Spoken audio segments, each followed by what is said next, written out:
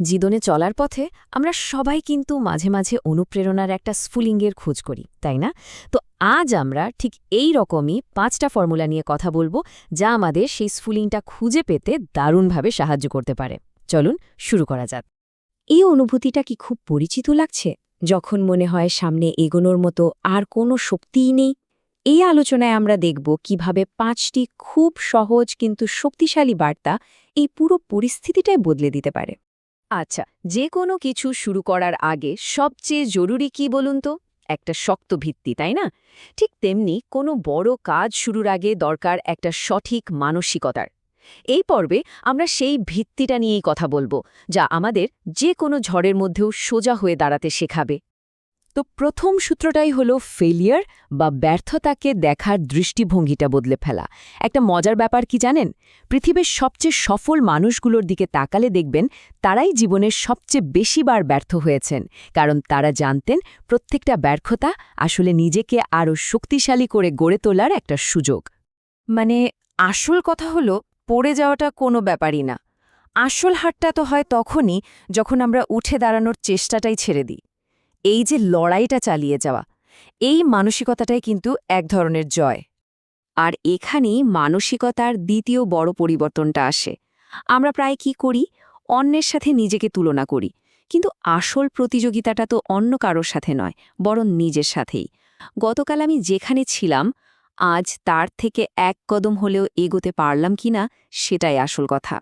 ব্যাপারটা হলো, প্রত্যেকের জীবনের জার্নিটা তো আলাদা, তাই না? একজনের সাফল্যের মাপে নিজেকে মাপতে গেলে তো হবে না। আসল জয়টা হলো প্রতিদিন নিজের আগের ভার্সনটাকে একটু একটু করে ছাড়িয়ে যাওয়া, সেটা যতই ছোট হোক না কেন। তো মাইন্ডসেট তো ঠিক হলো, কিন্তু এরপরের সবচেয়ে কঠিন কাজটা কি? কাজটা শুরু করা, তাই না? এই জড়তাটা কাটানো। এই পর্বটা ঠিক সেই বাধাটা পার করার উপায় নিয়ে। আর এই ৩ নম্বর সূত্রটা ঠিক আমাদের এই ভয়টা নিয়ে, মানে শুরু করার ভয়টা। অনেক সময় স্বপ্নটা এত বড় মনে হয় যে আমরা ভাবতেই থাকি কোথা থেকে শুরু করব। কিন্তু এই বার্তাটা মনে করিয়ে দেয়, 1000 মাইলের যাত্রাও কিন্তু ওই প্রথম ছোট একটা পদক্ষেপ দিয়েই শুরু হয়। তার মানে কি? পারফেক্ট সময়ের জন্য বসে থাকাটা আসলে একটা ফাঁদ। ওই পারফেক্ট সময় হয়তো কখনোই আসবে না। আসল শক্তিটা লুকিয়ে আছে এখনই শুরু করার মধ্যে। কাজটা যত ছোটই হোক না কেন, শুরু করাটাই আসল। বেশ, কাজ তো শুরু হলো, কিন্তু জার্নিটা তো আর সবসময় সহজ হবে না, তাই তো? পথে তো অনেক চ্যালেঞ্জ আসবেই, আর সেই চ্যালেঞ্জগুলো সামলানোর জন্য দরকার হয় অন্যরকম এক শক্তির। এই পর্বটা ঠিক সেই সহনশীলতার জ্বালানি নিয়েই। চতুর্থ বার্তাটা, এটা আশার কথা বলে। দেখুন, কি সুন্দর একটা উপমা। এটা আমাদের মনে করিয়ে দেয় যে জীবনের খারাপ সময়গুলো কিন্তু চিরস্থায়ী নয়। ঠিক যেমন করে প্রত্যেকটা অন্ধকার রাতের পর একটা সুন্দর ভোর আসে, ঠিক তেমনই কষ্টের পরেও ভালো সময় আসাটা একদম নিশ্চিত। মানে যখন খুব কঠিন সময়ের মধ্যে দিয়ে যেতে হয়, তখন এই কথাটা মনে রাখাটা খুব জরুরি। ঝড় যত জোরে বইবে, তারপরে রোদটাও ততটাই মিষ্টি হবে। তাই হাল ছেড়ে না দিয়ে শুধু আর কিছুক্ষণ টিকে থাকার চেষ্টা করা। এবং সবশেষে ৫ নম্বর বার্তা, সম্ভবত সবচেয়ে সহজ কিন্তু সবচেয়ে শক্তিশালী কথাটা। এটা হলো নিজের মূল্য বোঝা, নিজের ভেতরের শক্তিটাকে চেনা এবং বিশ্বাস করা যে সেটাই যথেষ্ট। সোজা কথায় এই শেষ সূত্রটা বলছে, আসল শক্তিটা আসে ভেতর থেকে।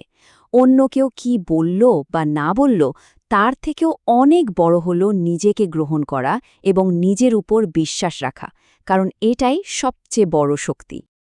তো এই যে আমরা 5টা আলাদা আলাদা ধারণা নিয়ে কথা বললাম, চলুন এবার সবগুলোকে একসাথে দেখি। এটাকে একটা কমপ্লিট টুল কিট হিসেবে ভাবতে পারেন। এগুলো শুধু কিছু বিচ্ছিন্ন কথা নয়, বরং নিজেকে মোটিভেট করার জন্য একটা সম্পূর্ণ কাঠামো। তাহলে এক নজরে দেখে নিই। ১. ব্যর্থতাকে একটা সুযোগ হিসেবে দেখা। ২. প্রতিযোগিতাটা কেবল নিজের সাথে করা। ৩.